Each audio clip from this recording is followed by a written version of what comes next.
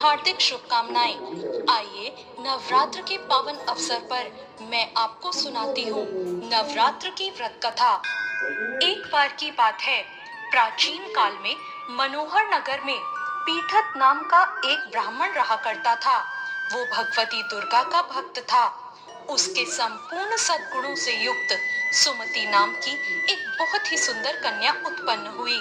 वो कन्या सुमति अपने पिता के घर बाल्यकाल में अपनी सहेलियों के साथ क्रीड़ा करती हुई इस प्रकार बढ़ने लगी जैसे शुक्ल पक्ष में चंद्रमा की कली बढ़ती है। उसके पिता प्रतिदिन जब दुर्गा जी की पूजा करके होम किया करते, वो भी उनके साथ नियम से वहां उपस्थित रहती।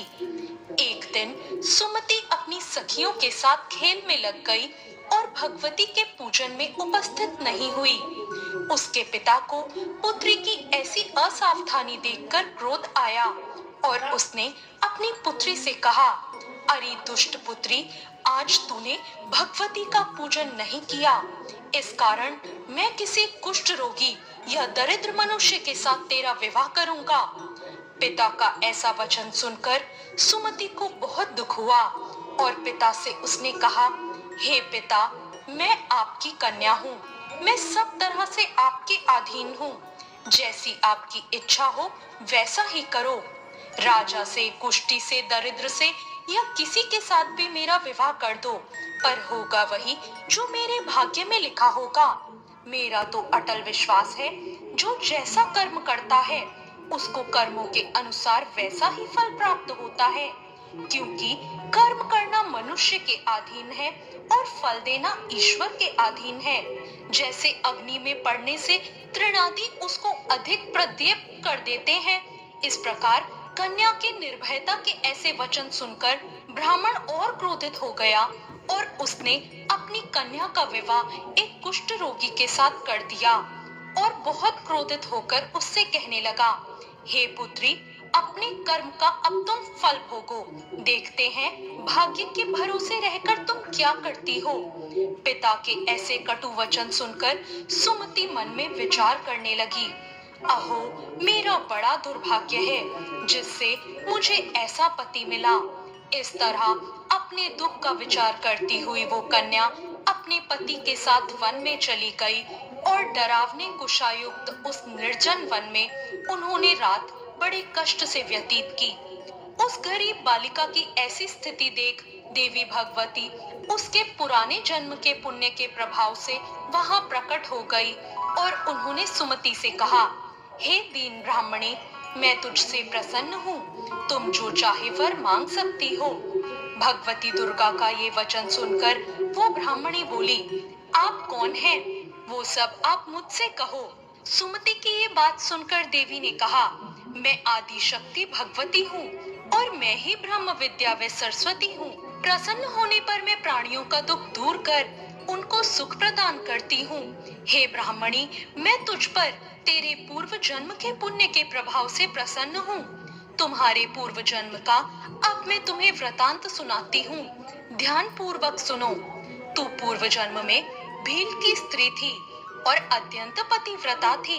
एक दिन तेरे पति को चोरी के अपराध में पकड़ लिया गया। चोरी करने के कारण तुम दोनों को सिपाहियों ने पकड़ लिया और ले जाकर जेल में डाल दिया। उन लोगों ने तुम्हें और तुम्हारे पति को भोजन भी नहीं दिया।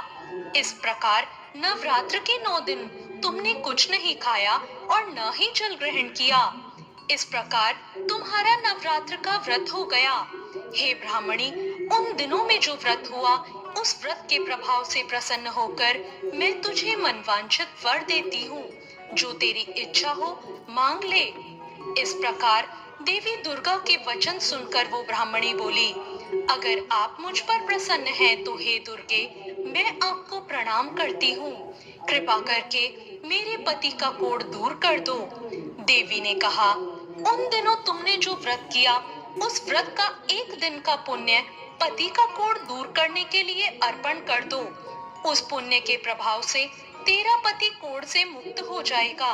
इस प्रकार देवी के वचन सुनकर ब्राह्मणी बहुत प्रसन्न हुई और पति को निरोग करने की इच्छा से जब उसने ठीक है ऐसा कहा, तब उसके पति का शरीर भगवती दुर्गा की कृपा से कुष्ठ रहित हो गया और वो अति कांतिवान हो गया।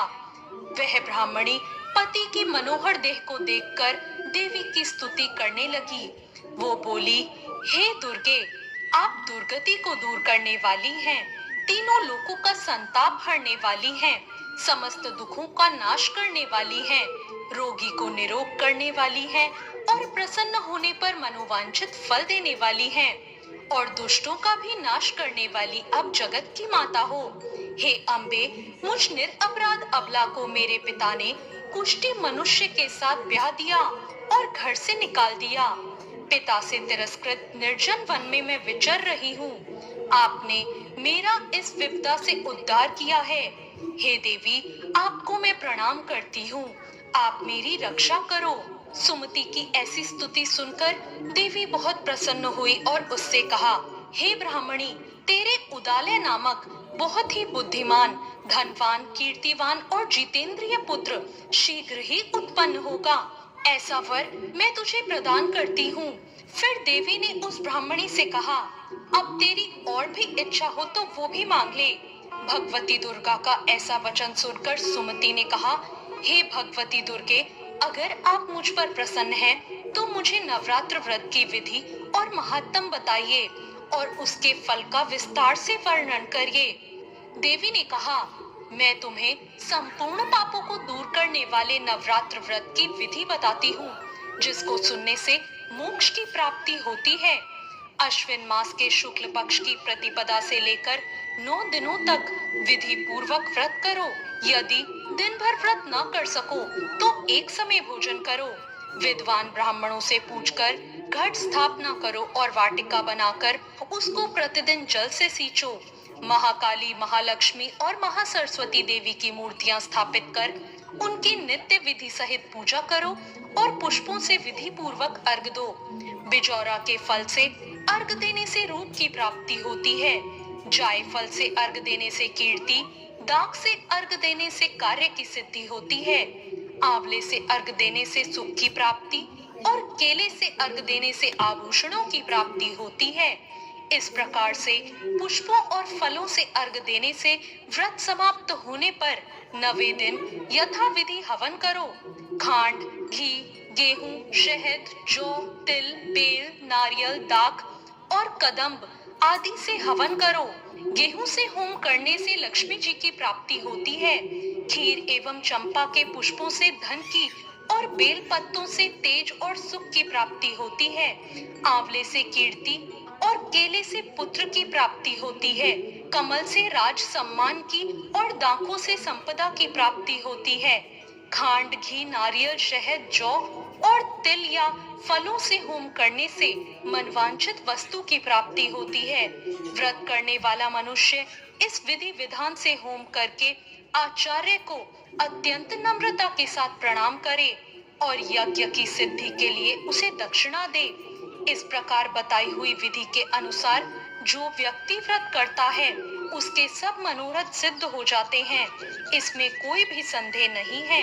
इन 9 दिनों में जो कुछ दान दिया जाता है उसका करोड़ों गुना फल मिलता है। इस नवरात्र व्रत करने से अश्वमेघ यज्ञ का फल मिलता है।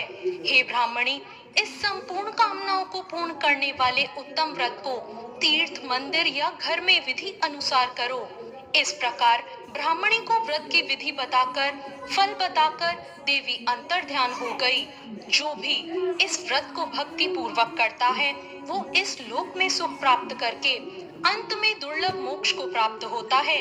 ये इस दुर्लभ व्रत का महात्म है जो मैं